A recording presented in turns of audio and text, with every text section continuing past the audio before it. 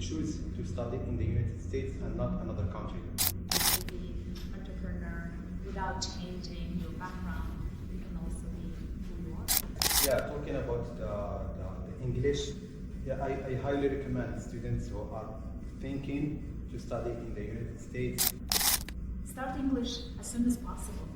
Yeah. Also, Bunker Hill has agreement with other universities which will allow students to transfer smoothly for 4 years university, right? And then when you collaborate with different people, there is creativity happening, you know.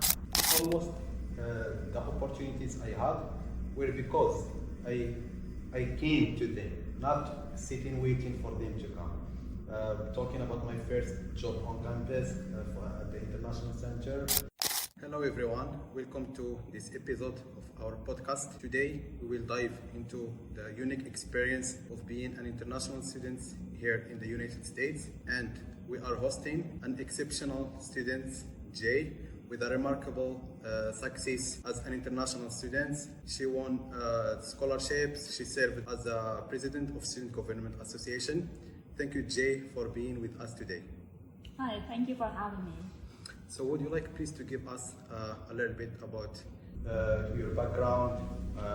How did you came to study in the United States? What challenges you faced in the beginning? Well, thank you again. I'm from Mongolia. Mongolia is located in North Central Asia between China and Russia. And I came into the US 2019. And right before the pandemic hit. So I stayed there 2 years until I enrolled the school I'm here now, Bunker Hill Community College. I enrolled as an international student and majored in psychology. It's been great years. Why did you choose to study in the United States and not another country? I always wanted to study in the United States because this is the country the most diverse, and also you can be creative, innovative, and you can be entrepreneur without changing your background. You can also be who you are. Okay, so a lot of students think about studying in the United States, but because of the different culture here regarding other countries, and what difficulties you faced and how did you adapt to this new environment? That's true. The US is as much as diverse. There is also always, in my opinion, there is always conflict because you cannot make everyone happy.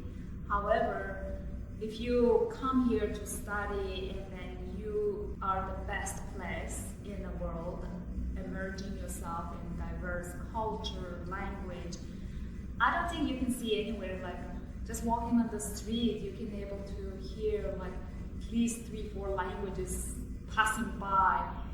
For me, the language was my very first barrier. I need to improve my English, and then second one was just to raise your awareness because each culture have different expectations, different tolerance. So I just learned that along the way. Nice. Yeah, talking about the English, yeah, I highly recommend students who are thinking to study in the United States to first learn, have some basic English so you can at least maintain a communication with others, because we're talking about the diversity. It's so diverse, you need to speak with people. You might not speak in the same home language as you do, so English is a key for to start at least in a good way. I totally agree with you because if you have a plan and you have desire to come to US and study here, start English as soon as possible. Yeah. So after the English classes, was it easy for you? Did you know which pathway, which major you wanna pursue as academic major, or how did you figure out that, and what are the advices for people who are confused about the major? So I always fascinated by human behavior, like especially about under what circumstance and what influenced the individual to behave certain way. And then that's when I was arrived here during COVID, I started reading in English, and I read the book George Orwell, 1984, and then Communist Manifesto. That really inspired me to dive into the really what influenced the people to do certain things and behave. That's how I decided to major psychology. And I would say really think in a really assess what makes you happy, what are you really interested in, then pursue your major implication of this. So once you enrolled into Banker Hill Community College, which challenges did you face, and also what made you choose Banker Hill among all Boston colleges? That's a great question. So I would like to start with the small quick facts about Bunker Hill. So Bunker Hill is the biggest and diverse community college in New England, which is 5 states. And then it serves like 16,000 students and over 600 plus international students spoken with 75 different languages. That's one of the attraction. I really love the diversity. And second, it's right in the downtown, right in the city. You can take the train, so transportation is really important as well. And the reason I chose the Bunker Hill is, like I said, it's diverse, but also it offers over 150 different majors and certificates. So that was no question, it would be the great choice for me. Yeah. Also, Bunker Hill has agreement with other universities, which will allow students to transfer smoothly for 4 years university, right? That's right, because in all state community colleges, which are there, like over 17 of them, they all have mass agreement, which is any of those community college, when you complete or duration of study, you can transfer to pursue your 4-year college. And then, like you said, Bunker Hill also have agreement with other private institutions, such as Northeastern, TAFs. So those are opening more doors for any students, and especially for internationals as well. So, so far, your GPA is 4.0. That's a great job. What advices would you give to students in general, and specifically for international students, to maintain a high GPA? Well, thank you. I was able to maintain my 4.0 GPA so far. Like I said, so far. I'm sure it will be in the graduation. Thank you. So what I learned is number one is communication.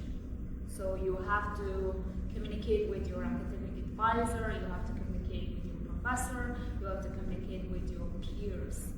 And then once you communicate very clearly what you want, what is your professor's expectation, how can you serve the best you can. And that's clear things out for both, for professor, for you, it's really key. And as a student, I would highly encourage everyone to be more proactive versus reactive. Yeah, so when you mentioned communication with the advisor, you bring to my mind students should try to discover all resources available for them.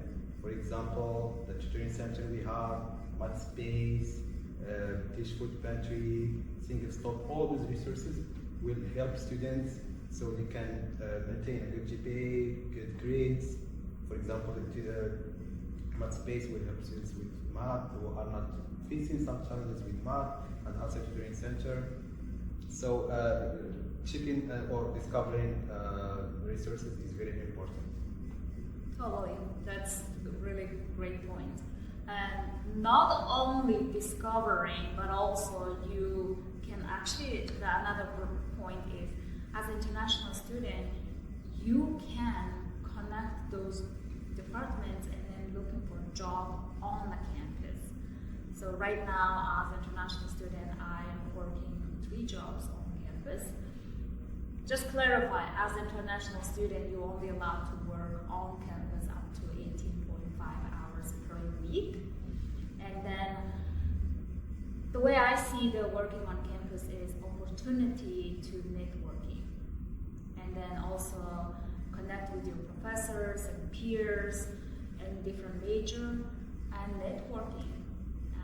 That's a really great opportunity to working as well. And then I totally agree with you what you said is access to all these resources available for you as a student. Yeah. So you talked about being proactive on campus. So what are the advantage of engaging with clubs, being a member with different clubs to get opportunities such as scholarship and job on campus? How is it important to be to engage with clubs? So where I'm from, Mongolia, is we really focus on academic, right? Like we really want to highlight what is your achievement is based on how good at you are academically. But here I learned that yes, being good academic student is great, but it's the only one of the many components. In America, you have to show the whole thing as like holistic way who you are. Academically, extracurricular, volunteer, civic engagement. So that's why I say access to these resources, try to find a job on campus, connect with your professors are really helpful. You can diversify your profile, such as you can ask them, hey, what is the great way to engage off the campus, such as volunteering. You can ask where and how often should I volunteer, and also you can talk to your professor like potential internship opportunities, you know.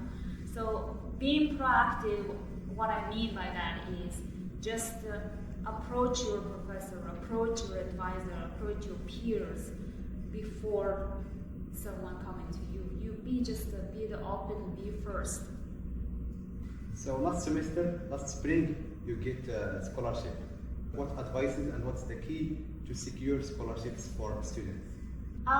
Yes, I got one scholarship, but I would like to highlight that to get one scholarship, I applied 17 of them. That's how much work and then initiative you have to do to get one. So I got very lucky to be able to obtain one scholarship from Boston Sand and Gravel. It's a leadership achievement student, and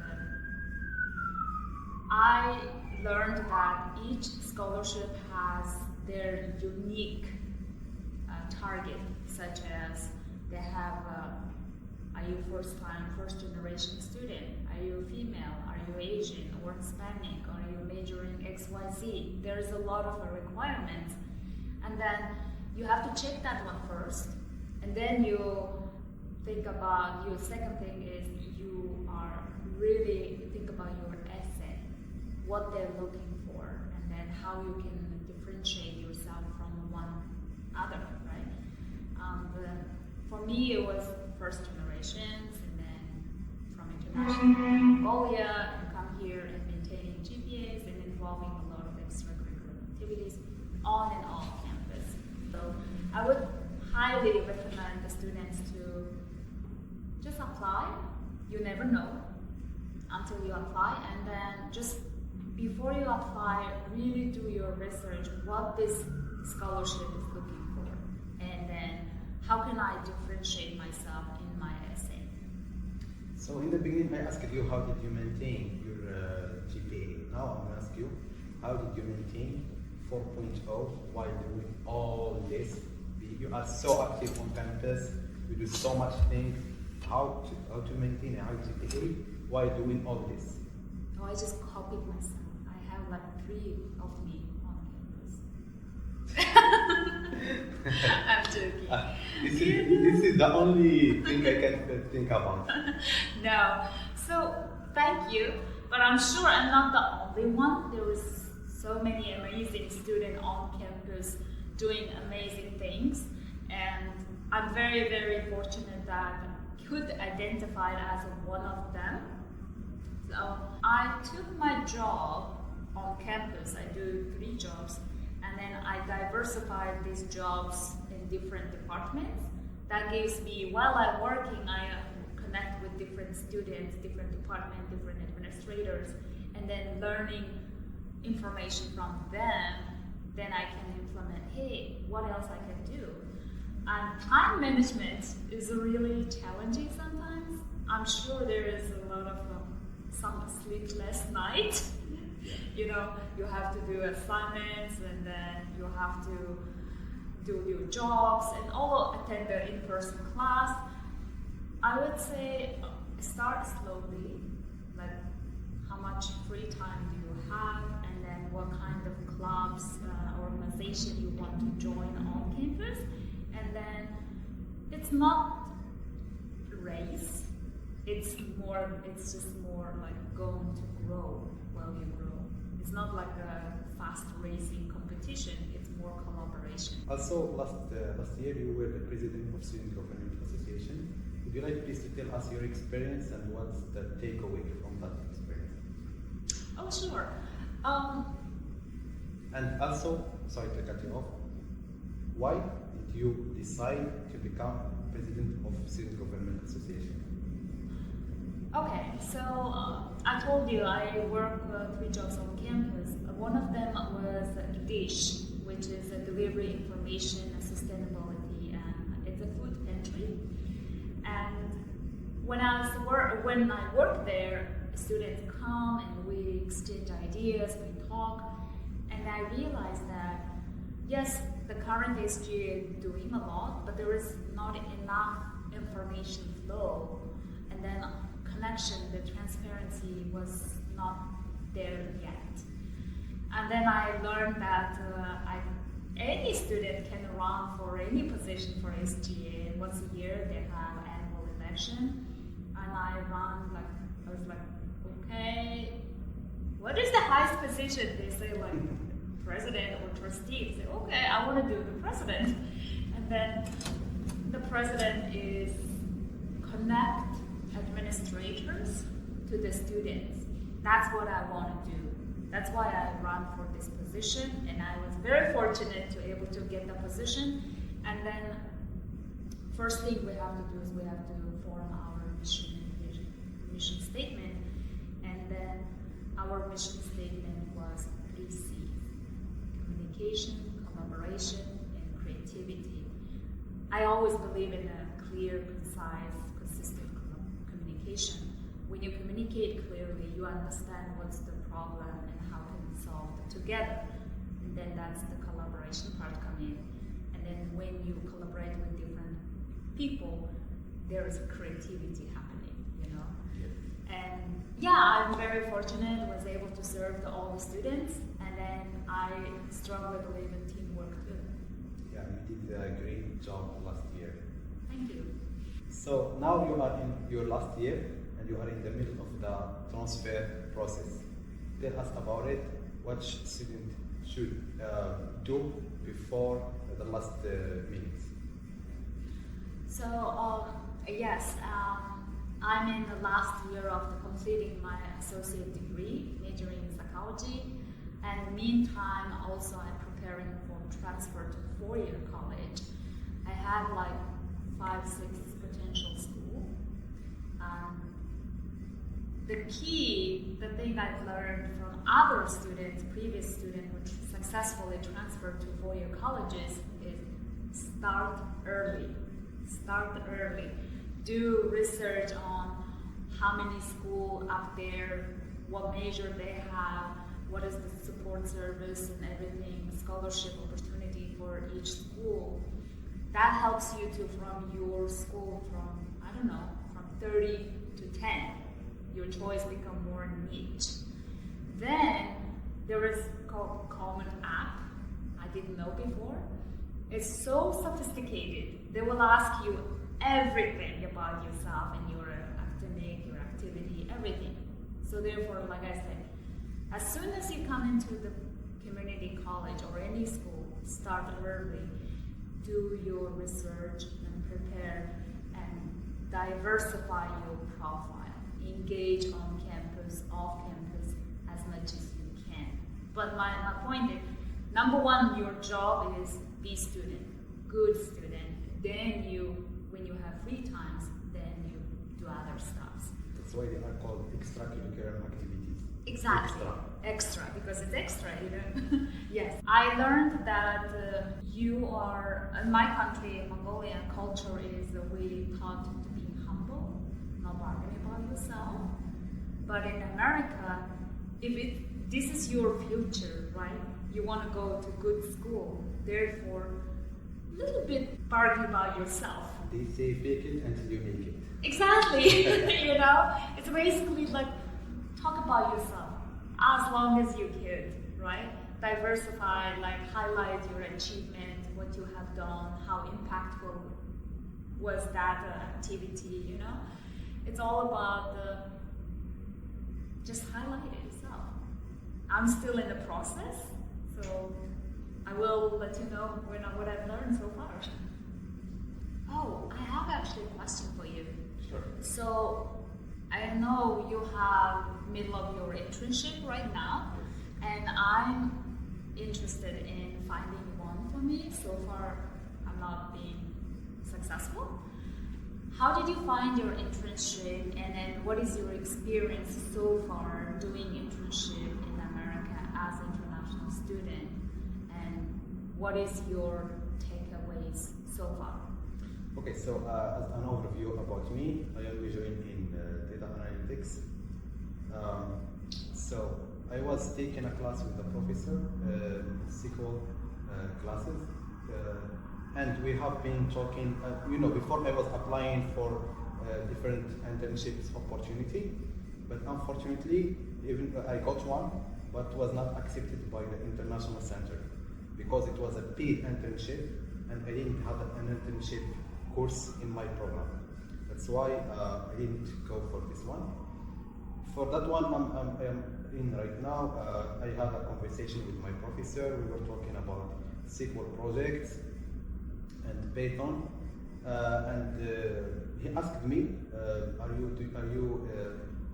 again, I forgot to say tell something, that I am the president of Data Science and AI Club, and the professor was also the advisor of our club. So we were talking about different projects, different technologies, and he asked me if I am working on something, I'm doing any internship right now.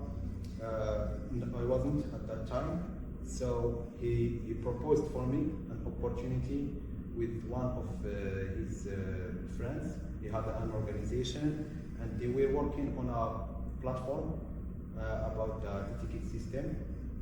I had a small interview with him, talking about the technologies I do and the different technical skills. So the takeaway is I learned so many technical skills that I only had theoretically, but I could practice those skills in this opportunity. And also I learned more about communication, working with different people from different cultures and backgrounds. This is what I learned so far, and of course I'm learning every day. When we talk about being proactive, this is one of the advantages of engaging with different organizations or clubs on campus. If I only focused on my academic courses, no clubs, nothing, I wouldn't get this. I think I wouldn't get this opportunity.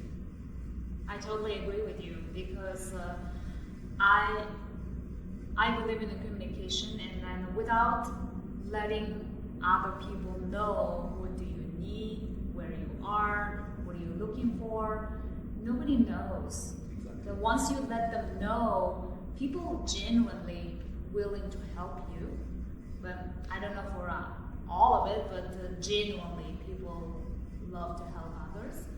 And networking. I really believe in networking, communication, and that's the do your part, then meet me halfway. Yeah, exactly. And almost the opportunities I had were because I came to them, not sitting waiting for them to come.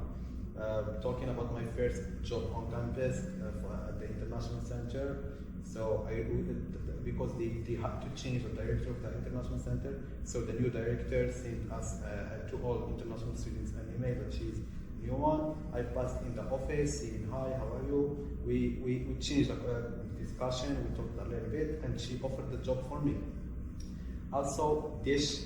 So I was always coming to your shift, we're sitting there talking, and when I had the interview with Mr. Well, he recognized me because he said, "Oh, you always sitting with Jay, helping her with all that stuff, covering you if you want to get coffee." So being visible, it's a huge key and advantage to get different opportunities. I absolutely agree with you, and then you're doing great. You're doing a lot on campus as well, and then not to mention, you also won the second prize for a hackathon, which is one of the biggest annual event SGA organized. SGA, Student Government Association organized. It's a long weekend creativity, collaboration, and competition. So your project was really catchy, and then everyone was very fascinated to execute that. Yeah, and we couldn't do that without the communication. We always gonna talk about it because it's very important. If you are missing this skill, you're gonna face a lot of challenges because as we mentioned before, you are in the USA, everyone from anywhere, different cultures, different mindset. So you need to be adapt with all this, and also them to adapt with those changes, so you can work as a team. Absolutely, yes. And what's your next plan? The next plan is to transfer to MIT. Congrats, you can do it. We hope so. Yeah. So I think we are at the end of this episode. Do you have anything you want to add to the community? I would like to say, first of all, thank you for having me. Thank you for accepting the invitation. I really, really like what you're doing. You're helping a lot of students, and then informing a lot of potential students who want to come to study in US. And I cannot emphasize enough, please check Zacharia's other videos, and you will learn so much about US, and then how to study here, how to be successful in the school, and then how to successfully transfer to four-year colleges. And thank you so much. Thank you so much for being with us today. We appreciate your time.